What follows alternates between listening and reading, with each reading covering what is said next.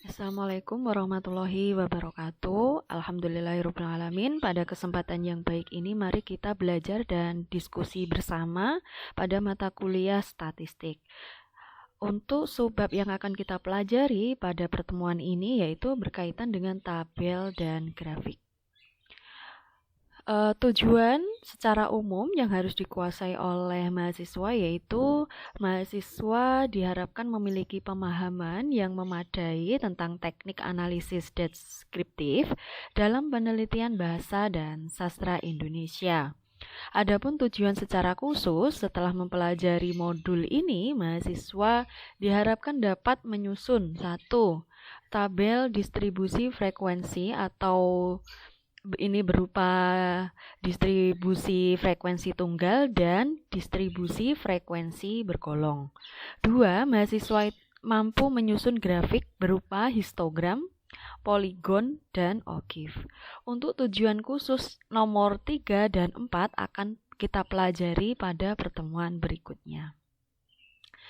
Dalam kegiatan penelitian pendidikan, khususnya dalam pendidikan bahasa Indonesia dan tingkah laku, dibedakan antara statistik deskriptif dan statistik inferensial. Statistik deskriptif meliputi proses tabulasi, penggambaran, dan pendeskripsian tentang hasil pengumpulan data. Statistik deskriptif membantu sebagai alat untuk menjelaskan dalam bentuk teratur yang dimiliki oleh sekumpulan data yang besar yang masih susah dipahami. Nah, pada kesempatan ini kita fokus pada tabel dan grafik. Oke, kita akan pelajari yang pertama yaitu tentang tabel dahulu. Tabel ini berfungsi supaya data itu tampak rapi, teratur, jelas, lebih ringkas, dan mudah dibaca. Tabel itu ada tabel induk data. Kalau induk ya berisi data mentah atau data kasar yang diperoleh langsung dari lapangan. Ini merupakan contoh tabel skor kemampuan menulis siswa kelas 2 SMUN 30 Malang tahun pelajaran 2008-2009. Ini kasus ini merupakan subjek ya, subjek ke-1, kedua, ketiga, keempat sampai dengan ke-10. Berikutnya adalah ada kolom skor, ini ada X1 yang merupakan isi gitu ya. Jadi kemampuan menulis ini dilihat dari 4 aspek, yaitu X1 isi, X2 bentuk, X3 yaitu tata bahasa, X4 ejaan dan tanda baca. Misal pada contoh kasus ke-1 atau siswa 1, pada aspek isi itu mendapat skor 63. Aspek kedua itu mendapat 66. Aspek ketiga yaitu tata bahasa mendapat nilai 70. Adapun aspek keempat, ejaan dan tanda baca itu mendapat 69. Kemudian di sini adalah kolom jumlah skor, yaitu total dari X1 sampai dengan X4, yaitu 268. Kemudian kolom selanjutnya yaitu rata-rata. Ya, jadi rata-ratanya adalah skor ini dibagi 4. Diperoleh sebesar 67. Begitu pula dengan baris-baris berikutnya. Ini sama ya cara menyusunnya. Jadi dijumlah dulu kemudian dicari rata-rata. Rata-rata itu diperoleh dari jumlah skor dibagi 4 ya. 1, 2, 3, 4. Jika aspeknya ini ada 5 berarti dibagi jumlah skor ini dibagi 5. Karena ini jumlahnya 4 berarti jumlah skor dibagi 4 gitu ya. Nah, kalau melihat seperti ini tampak jelas gitu ya dan mudah untuk dibaca. Akhirnya beberapa orang lebih mudah gitu ya jika menyampaikan data itu menggunakan sebuah tabel seperti ini. Baik, kita bahas yang pertama ada namanya tabel distribusi frekuensi ya. Ingat, tabel distribusi frekuensi itu adalah tersebarnya frekuensi nilai atau skor dari hasil suatu penyelidikan. Nah, dalam mencari tabel distribusi frekuensi ini atau membuat tabel distribusi frekuensi ini, kita memerlukan beberapa langkah ya. Di sini nanti ada 3 langkah yang terbagi menjadi 3 tahap gitu ya. Yang pertama ada distribusi rank order gitu ya. Ini untuk mengurutkan nilai skor mulai yang tertinggi hingga yang terendah. Ini adalah contohnya. Tabel peringkat kemampuan menulis dari segi isi gitu ya, dari segi isi. Jadi kita melakukan distribusi rank order dengan mengurutkan nilai yang tertinggi hingga yang terendah gitu ya. Nah, di sini adalah rankingnya gitu ya. Kita urutkan gitu rankingnya. Misal kasus ke-8 ini memperoleh skor yang 80 ya. Kita urutkan dulu nih seperti yang tabel sebelumnya gitu ya. Kita urutkan skor dari yang tertinggi yaitu 80 hingga yang skor terendah yaitu 50 gitu. Nah, baru kita mengisi kasusnya atau subjeknya atau siswanya. 80 itu diperoleh oleh siswa keberapa? Oh, siswa nomor 8. 80 juga ternyata diperoleh oleh 2 siswa yaitu nomor 8 dan 9. Skor berikutnya yang lebih rendah lagi di bawah 80 yaitu 77. Ini diperoleh oleh kasus yang ke-7. Dan seterusnya gitu ya, diurutkan 80 ini dimiliki oleh siswa keberapa, silakan dicermati nanti gitu ya. Sampai dengan skor yang terendah yaitu 50. Ini diperoleh oleh siswa yang nomor 3. Kemudian kita lakukan perankingan karena ini diperoleh oleh 2 siswa, berarti rankingnya 1,5 gitu ya. Nah, berikutnya berarti ini nomor 2 gitu ya, ranking kedua. Ini karena jumlahnya juga 2, berarti ranking 3,5. Kemudian 4, 5, 6, 7 dan paling rendah adalah ke-8 dengan skor 50 gitu ya. Jadi ini namanya distribusi rank order atau mengurutkan skor mulai yang tertinggi hingga yang terendah. Jadi kolomnya ada kasus, ada skor dan ranking. Nah, kemudian kita perlu mempelajari tentang distribusi frekuensi tunggal. Namanya saja tunggal berarti adalah 1.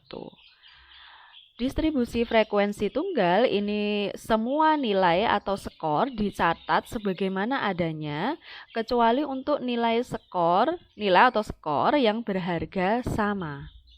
Kemudian dicari frekuensi kemunculannya. Gitu ya. Jadi skornya ini ditulis semua. Misal tadi 80 skor 80 tadi kan ini muncul 2 ya, muncul 2.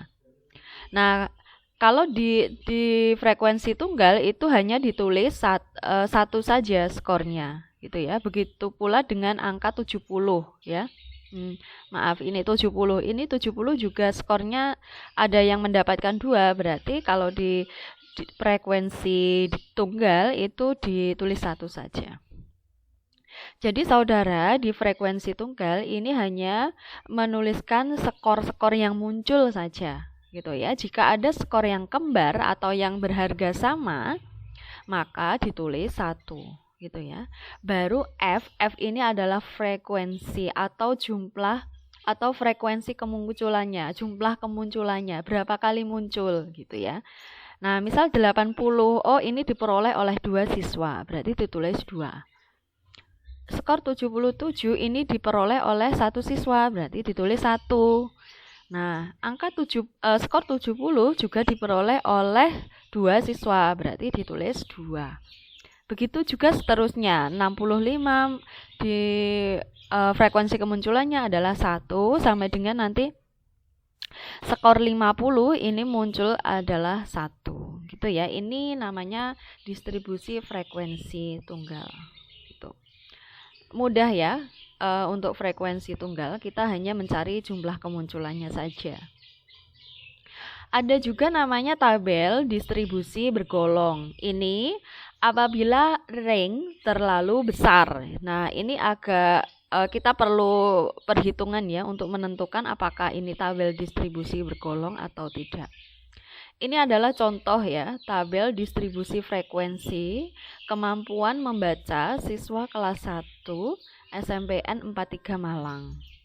Nah, coba bedakan kalau yang tunggal gitu ya, yang tunggal ini skornya hanya 1 ya jumlahnya.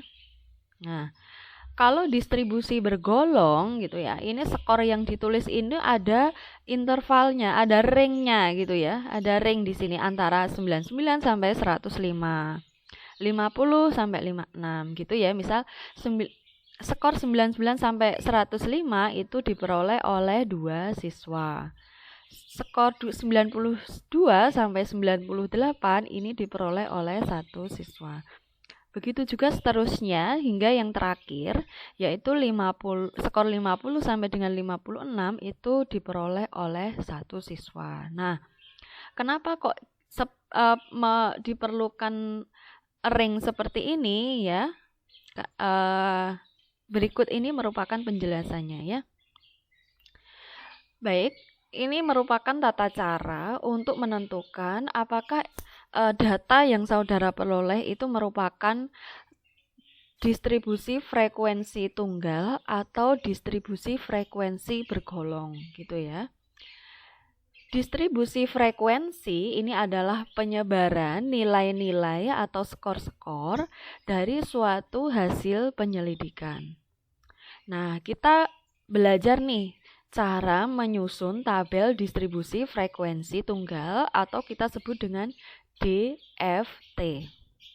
Distribusi frekuensi tunggal adalah penyebaran nilai-nilai atau skor-skor tanpa adanya pengelompokan nilai atau skor. Nah, jadi tanpa adanya pengelompokan gitu ya. Jadi tunggal. Distribusi frekuensi tunggal atau DFT digunakan jika ring atau kita sebut R tidak lebih dari 14 ya. Jadi kurang dari 14 gitu ya. Nah, berikut ini merupakan rumus cara menentukan ring gitu ya. R sama dengan kurung buka skor maksimal ditambah 0,5 tutup kurung dikurangi skor minimal dikurangi 0,5 tutup kurung gitu ya. Coba saudara kuasai dulu rumus ring ini, saudara pahami dulu ya. Ring itu adalah skor maksimal ditambah 0,5 dikurangi skor minimal kurangi 0,5 gitu ya. Contoh yang ke-1 misal. Contoh 1 ada skor maksimalnya 36 dan skor minimalnya adalah 25 gitu. Kita masukkan rumus yang ini, rumus ring atau R ke dalam sini. Jadi skor maksimalnya adalah 36 ditambah 0,5 menjadi 36,5. Dikurangi skor minimalnya tadi berapa? Yaitu 25. 25 dikurangi 0,5 yaitu menjadi ini 24,5 yaitu sama dengan 12 gitu ya. Nah, karena ini jumlahnya adalah 12 gitu ya. Ini tolong direvisi ini 24,5 ya. Karena skornya adalah 12, berarti ini termasuk DFT karena DFT adalah ringnya ini. Setelah kita cari R-nya itu tidak lebih dari 14, artinya kurang dari 14. 12 ini termasuk kurang dari 14, sehingga ini termasuk data distribusi frekuensi tunggal atau DFT. Nah, kita contohkan pada contoh berikutnya yaitu contoh 2 ya. Di sini tertulis skor maksimalnya adalah 58. Kemudian skor minimalnya adalah 28. Kita mencari R-nya ya, yaitu skor maksimal ditambah 0,5 menjadi 58,5 dikurangi 28 ini ya, dikurangi 0,5 menjadi 27,5 gitu ya. 58,5 dikurangi 27,5 menjadi 31. Ring 31 ini lebih dari 14 gitu ya. Berarti ini dimasukkan dalam distribusi frekuensi bergolong atau DFB.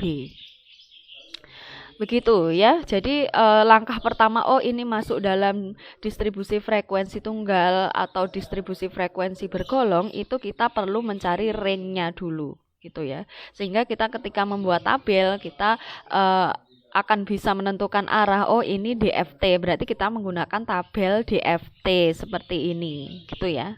Nah, kalau sudah kita hitung R-nya dan didapatkan masuk dalam DFB atau bergolong, berarti kita menggunakan tabel bentuk seperti ini. Jadi ada ringnya seperti ini gitu ya. Baik, langkah-langkah penyusunan tabel DFT ini ya. Kita belajar bersama tentang penyusunan tabel DFT atau tunggal, yaitu menyusun skor mulai dari skor tertinggi sampai skor terendah gitu ya. Karena kita sudah menghitung ring dan kita ketahui ini adalah DFT, berarti kita hanya menyusun tabel seperti ini ya, terdiri dari 2 kolom. Jadi kita urutkan dulu, tentukan skor tertingginya adalah di sini 36 gitu ya. Ada data seperti ini, kita masukkan dalam tabel. Skor tertinggi adalah 36, kemudian skor terendahnya adalah 24. Sama, kita cari frekuensinya. Misal 36 di sini muncul berapa? Muncul 1. Berarti kita tulis 1. Misal 35, skor 35 ini muncul 2 kali, yaitu 1 dan 2. Berarti kita tulis 2. Nah, untuk memudahkan biasanya silakan saudara melingkari atau memberi tanda pada nomor-nomor atau mencoret pada skor-skor yang sudah saudara cari frekuensinya untuk memudahkan saudara gitu ya, agar tidak bingung gitu. Nah, berarti N atau jumlah semuanya adalah 15 gitu ya.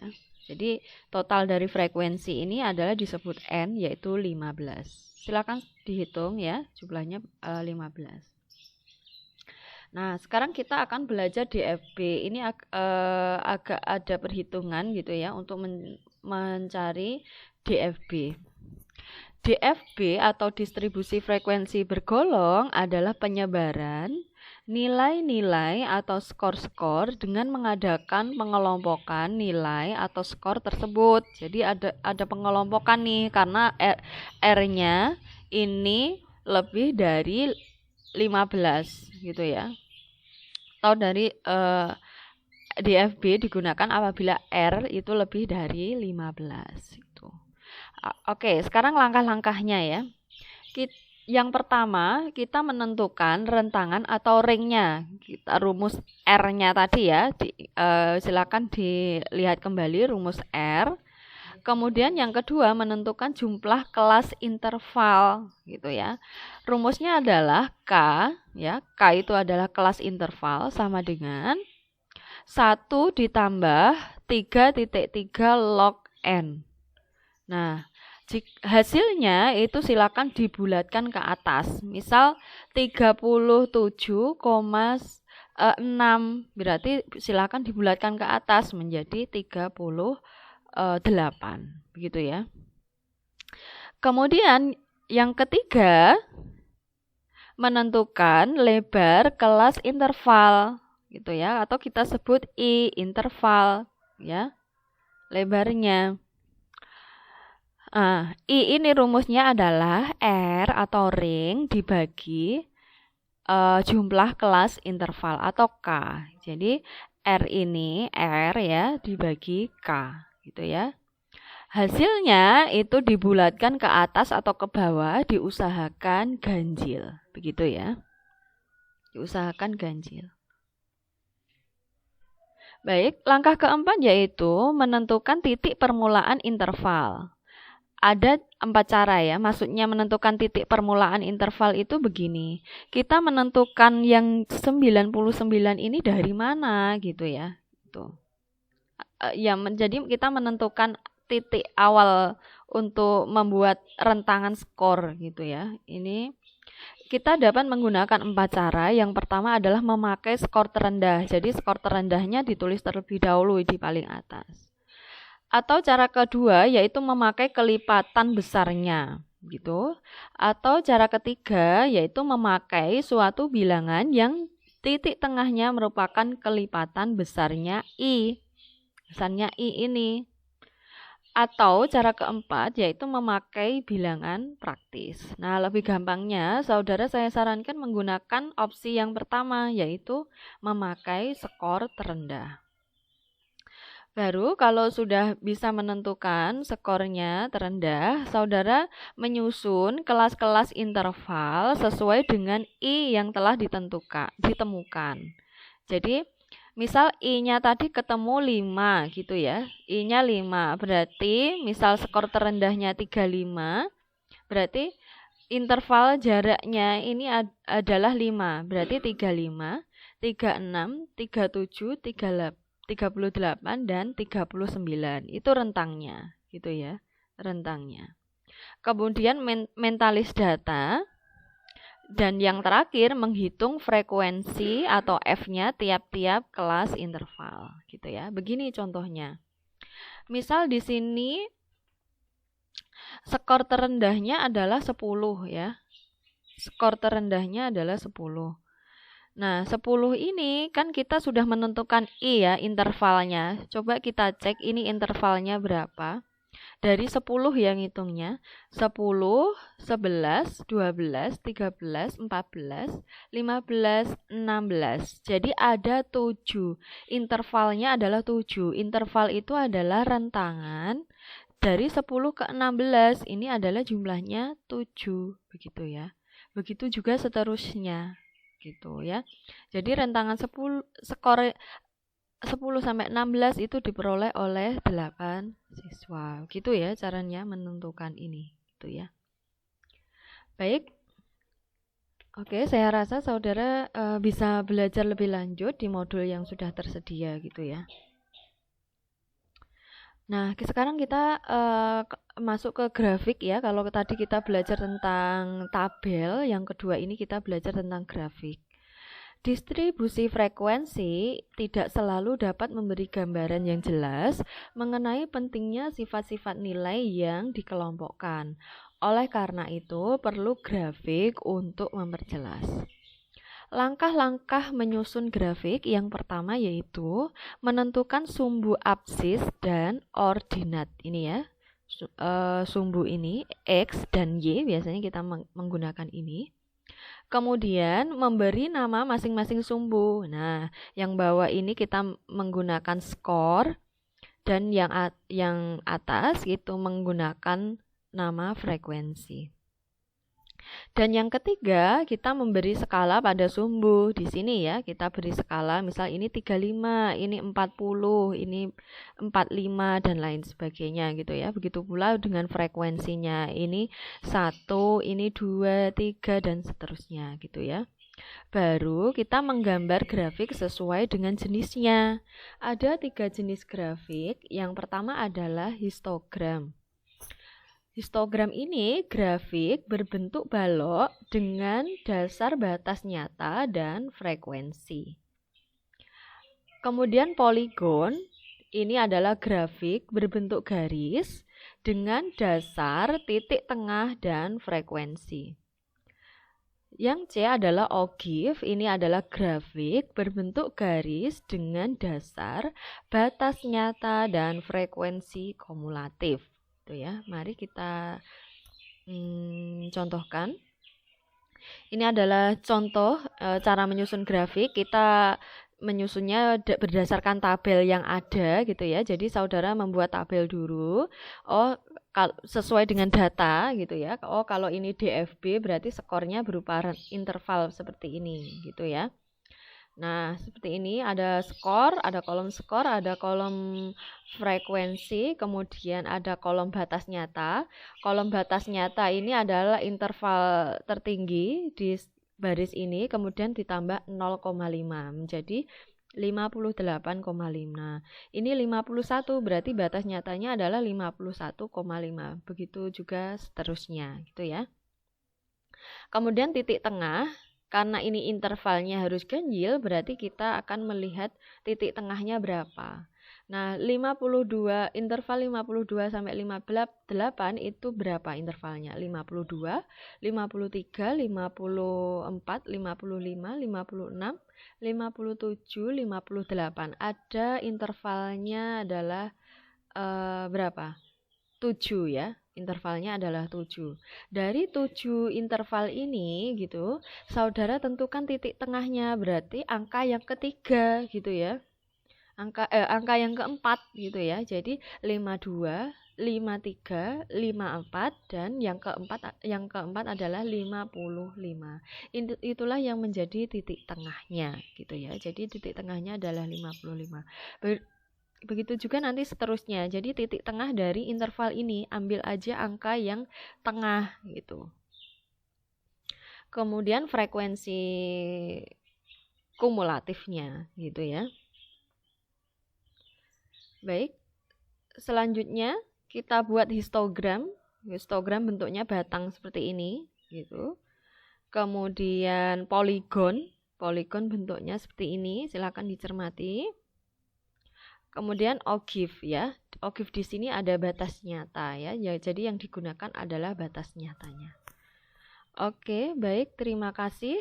Berikutnya adalah saudara perlu berlatih untuk belajar gitu ya, untuk menentukan apakah ini masuk distribusi frekuensi tunggal atau bergolong gitu ya. Ada 2 latihan. Latihan 1 yaitu susunlah skor-skor berikut ini dalam tabel distribusi frekuensi. Kemudian buatlah grafik, histogram, poligon, dan ogive dari distribusi tersebut. Ada 2 data ya, jadi data A dan data B. Latihan 2, buatlah tabel distribusi frekuensi dari data berikut ini. Jika jumlah kelas intervalnya 8, gitu ya. Jadi ini datanya.